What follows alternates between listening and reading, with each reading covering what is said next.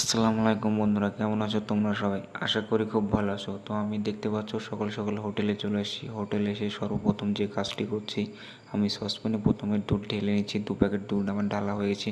তারপরে কিছু দুধ জগে বাকি ছিল, সেগুলোও ঢাললাম। ঢালার পরে আমি ওভেনটা জ্বালিয়ে দিলাম। তারপরে আমি সেই সসপ্যানটা ওভেনের উপরে বসিয়ে দিলাম।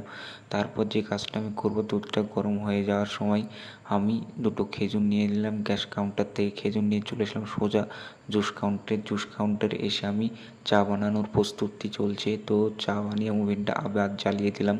জ্বালিয়ে দেওয়ার পরে দেখতে পাচ্ছ চাটা বানানো হচ্ছে। চাটা পুরোপুরি তৈরি।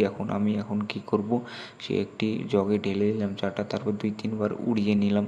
উড়িয়ে নেওয়ার পরে একটা গ্লাসে আমি ঢেলে দিলাম। ঢেলে দেওয়ার পরে দেখো চাটা কত সুন্দর তৈরি হয়ে গেছে। আশা করি ভিডিওটা তোমাদের ভালো লেগেছে। ভালো লাগলে প্লিজ একটা সাবস্ক্রাইব করে পাশে থাকা বেল আইকন অপশানটি অল অপশান প্রেস করে দাও আর মিনি ব্লগ দেখতে থাকো তোমরা।